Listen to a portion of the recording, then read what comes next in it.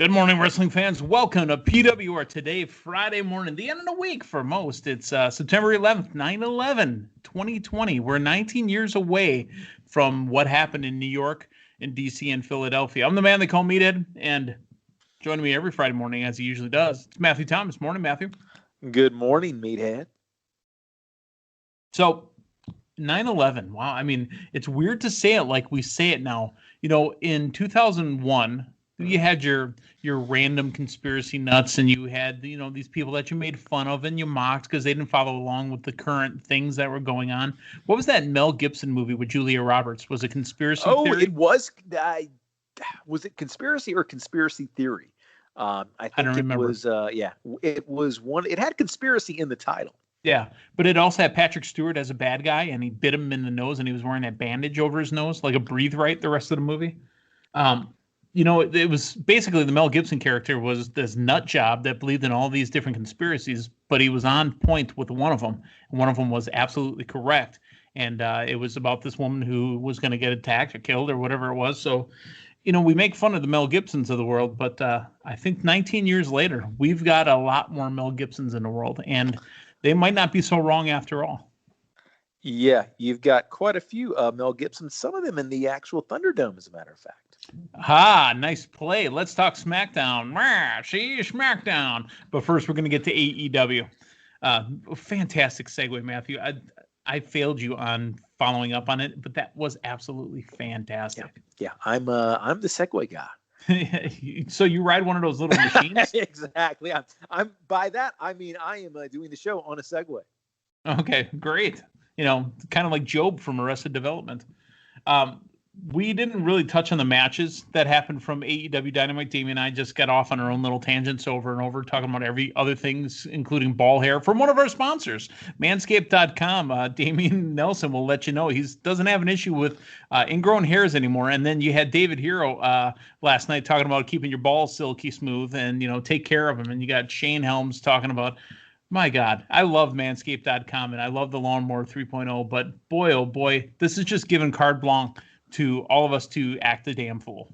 Yeah, I mean, this is a sports show, so you would expect to hear your talk of balls. Some ball talk here. Speaking of that, the NFL showed up last night too, but I don't think they were manscaping before the game. I'm pretty sure they like to keep a little extra padding on there. But after the game, when their wives or whatever, when they get home, then they manscape with the Manscaped Lawnmower 3.0. Hey, head on over to manscaped.com and use the promo code PWR, and you can get yourself some free shipping and 20% off of what they got over there. Plus, again, you know, they got a great promo with the toiletry bags, the boxers, the whole thing. You can actually get like a care package every 3 months. It's amazing. Check it out. Manscaped.com, manscaped.com. All right. AEW. Enough ball talk from out of you, Matthew. The show's not over yet. AEW opened up with, guess what? A 8-man tag. Oh, wait, I take it back. It was a 4-man tag. It was a regular tag team match. But again, the way it's always written out, the way I write it out, all these different people were there. So, I mean, it looks like it was 8 men.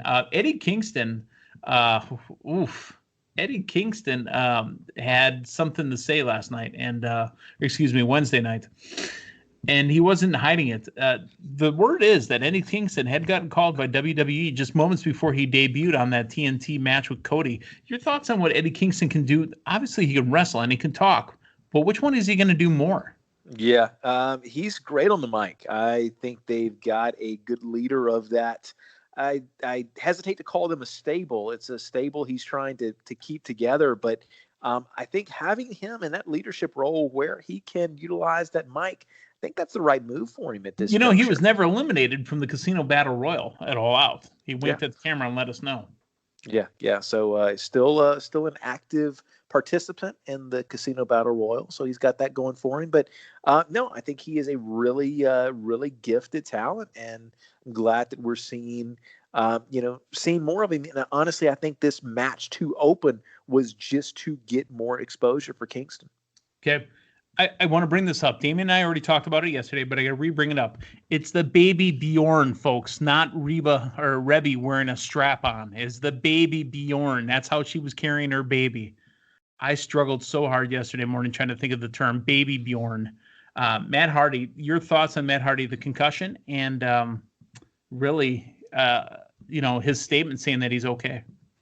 Yeah, I mean, it was, I think, much needed. There was certainly quite a bit of concern from, everybody who follows the industry over what happened Saturday night and his current state. So, was glad to see him there in person, and we had several people basically announce themselves for the singles division going after the title. Matt Hardy was one last night. Kenny Omega was another. And, those are two people that you really haven't seen, take an active, it really announced their intentions for trying to go after the title. You've seen, Matt Hardy's had the feud since he's been back in AEW, but you really haven't seen that dedicated singles run to try to capture gold. And it gets lost a little bit in the shuffle, AEW with their ranking system, and that's where it's professional wrestling. So you are going to have your feuds that a lot of times seem to exclude the AEW rankings. But glad to hear Hardy. I think there might have been some concern that this was going to be a retirement announcement or something of that nature, but to see Hardy declare himself for the going after the AEW title, I think it was a welcome announcement for most people. Okay, and real quick, I mean, we're not going to rehash all of AEW Diamond, obviously, from Wednesday night, but your thoughts on really Darby Allin and Ricky Sparks continuing on their feud? He came out dressed as Ricky Sparks. Yeah. He came out dressed as Darby Allin. Darby Allin. Yeah, the more I see of Ricky Sparks, the more I really like. And this is giving him that center stage. So these two guys, I think they match up really well together. And just another great promo by Sparks. I mean, him and Kingston both are really shining bright in AEW in these last couple of months. Okay. Before we get to SmackDown, again, I already ruined your segue from Mel Gibson to the Thunderdome to SmackDown, but before we get to SmackDown, let's talk about a man that was wrestling when the Thunderdome came out in Mad Max Beyond Thunderdome, Marty Gianetti. News came out this week that Marty goes, "Hey, man, I didn't murder anybody. That's just a wrestling storyline." Dude, what the what are you thinking? Do you think that at whatever your age is, 60 years old or whatever it is, do you think that that's the storyline that's going to bring me back, baby? Come on, man. Yep. It's just sitting around one day saying, hey, you know what? I think we'll get a little attention, get picked up by some media outlets as if I just confessed to murder. See, back in the days before social media, it's still trouble he could have gotten himself into, but it would have been much more difficult. So Marty Janetty, I mean, just think about this for a second. Say 20 or so years ago. Well, let's go back even before that. Let's go back before the advent of the internet. Let's go to 88, 89. And technically, I know the internet was invented, but I mean, before. Well, we'll have to call Al Gore on that. Yeah, before Marty Janetty would have had access to the internet. He wants to confess to a murder that he may or may not have committed. He would have to call up the newspaper or the radio station. Or go down to the station. Yeah. You just have an actual press release and say, former professional wrestler Marty Gianetti just confessed to murder. So, I mean, there used to be more safeguards in our society against things such as this. Now, Marty can just, get on the internet at home in his underwear. I'm assuming he's in his underwear, and it just announced this online. So, yeah, that's it's too easy to do stuff like this now. Come on, man. It's stupid. What? Isn't it? I mean, I guess it's not illegal to admit to something. Go, dude, I was just making that up. You don't have any evidence on me. I just made it up. Isn't there some sort of, I mean, I'm not trying to get the man put in jail, but it's just dumb. It's just dumb. Well, I hope. Do you think this increases his independent circuit bookings? Is that what he thinks? It's very... The dangerous and murderous Marty Gianetti coming this Friday to the UFV post. It's very possible. Has a Blizzard Brawl been booked this year? No, we'll have to ask on Monday, or excuse me, Tuesday morning when we talk to David Hero. I mean, that definitely does increase the going rate of an 8x10, wouldn't you think? I mean, this guy was featured on TMZ this year, for goodness sake. I mean, I guess, when Ted Bundy used to work with the WWF. Yeah. Come on, man. All right. Let's move on from that because we've spent way too much time on Marty Janetty. Let's talk SmackDown tonight. Baley's going to address the crowd after last week's vicious attack on Sasha Banks. Baley now truly the monster heel in the women's division. What do you think her reasoning is for beating on Sasha? And go.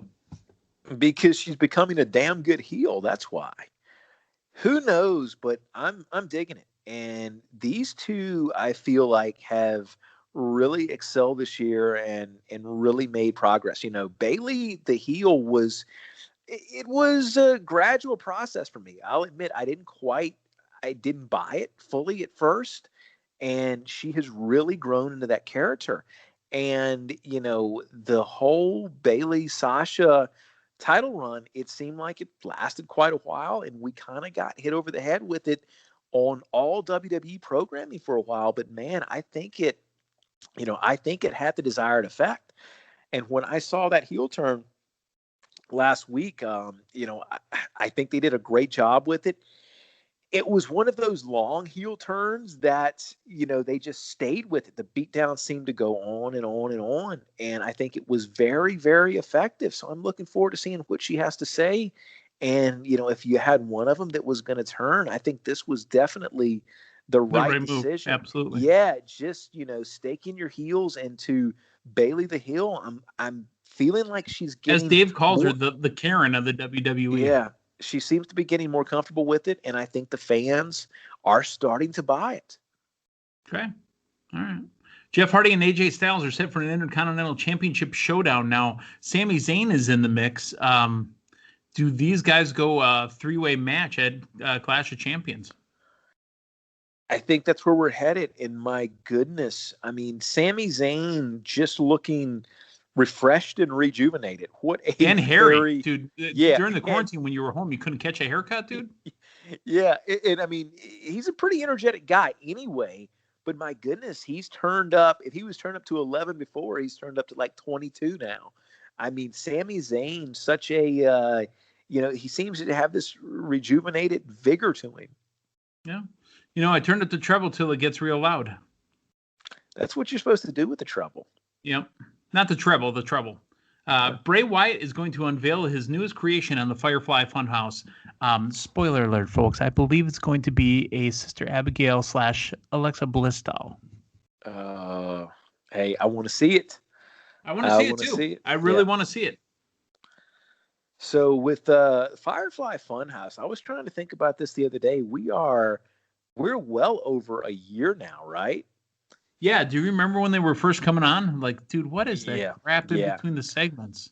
I want to say it was probably, was it late summer of 19, or it was the summer months of last year, wasn't it? Something like that. But you know what? We mocked it, and when we got the final Firefly Funhouse, it's built up kind of nicely, and I actually look forward to seeing it. And it's been, it's been a process, but I feel like they've done a really good job with having Bray Wyatt and having The Fiend kind of as these two separate entities that, kind of cross back and forth, but, they've each got their own path. And I'll tell you, you're probably right on the September because Bray Wyatt, Seth Rollins was Hell in a Cell, wasn't it? Yeah, that was, he lost. The one where he beat the crap out of Bray and they had to stop the match and Bray just kept laughing. Oh, yeah. That and terrible. And he lost at the following month too, right? Because that was the Saudi show. Yeah. Yeah. So it's so sometimes in that time period. But yeah, it's hard to believe it's been quite that long. But I mean, I'm still interested in each episode. It still feels unique and special. And I think, credit to the production team and credit to Bray Wyatt for keeping this thing as interesting as it's been. So you say Saudi, and it makes me kind of think of something. With the back and forth we had from Tyson Fury and Drew McIntyre, do you think at any point before the end of the year they're going to try to run a Saudi show? No, I don't think so. And you got to look at it from several different angles. You've got to look at the heat they get for running the Saudi show to begin with. Mm-hmm. Couple that with everything that's going on now and running a major overseas show. I don't think it's happening in 2020. International airfare. Yeah. Granted, they could be all on WWE jets. I mean, all WWE planes. You know, they could, and then they could usher the people in. I mean, sports teams are now moving around. Yeah. So, I mean, the baseball teams are moving. Granted, in Major League Baseball, they're staying within a division, so they're only staying in that corner of the country. Like the Brewers, for example, go as far as Cleveland, Ohio, and that's it. And then they go to Minneapolis, and then they stay right in that little area. But teams are moving around. The NFL will be moving every weekend. They will be flying back and forth. Yes, I mean, we'll see. I mean, there's a lot of this to be undecided, and it's a very fluid process and seemingly a minute-by-minute thing, but something that large, international like that, I mean, it's got to be planned in advance. So I don't see it necessarily being a, it's got to be some thought and preparation in it. But I mean, we're seeing that back and forth there. It's clearly building to something. So who knows where that will eventually end up. Well, Matthew, we've got one other sponsor we didn't talk about tonight. It was, this morning. It was collarnelbowbrand.com. Head on over there, use the code PWR360, and get yourself 10% off of one of your shirts. I got to dig through and look and see if they have it. I know you said you're going for the Waffle House one. I got to dig through and see if they've taken my suggestion. You know, I sent over a suggestion that I would love a White Castle one that said Collar and Elbow, but in the White Castle font. We'll see if that's on there yet. Fantastic. Yeah, you can start counting down the days until your next White Castle day. And hopefully, if they don't have it now, they'll have it ready for you by that day next summer. Hey, maybe they can have it ready for me by the next Blizzard Brawl if that ever shows up. There you go. Matthew, you going to try to make Blizzard Brawl this year? Let's say the card happens. If it happens, I'm going to be there. If there is a Blizzard Brawl in 2020, I'm going to be there with bells on. Literally, I'm going to wear bells. Well, I mean, I don't want it to end up like, Damien in Denver, which is what we're calling that, where he showed up at a taco truck and into that, you and your leather jacket. Mm-hmm. Yep. And there will be, if Blizzard Brawl 2020 happens, Matthew Thomas will be there with bells. And it's during the holiday season, so there'll be festive seasonal holiday bells as well. Well, I'll tell you what, if Bray's hurt, if Braun is hurt, you could just hang out at the Waukesha County Expo Center, go next door to the airport and see if he's flying out at it. Yeah, see if he's flying into that regional airport there, man. I bet you he would, wait on Braun and see if there's a Braun sighting. 10-4. All right. So for Matthew Thomas, son of the man they call Meathead, hey, guys, thanks for stopping by all this week. So long, everyone.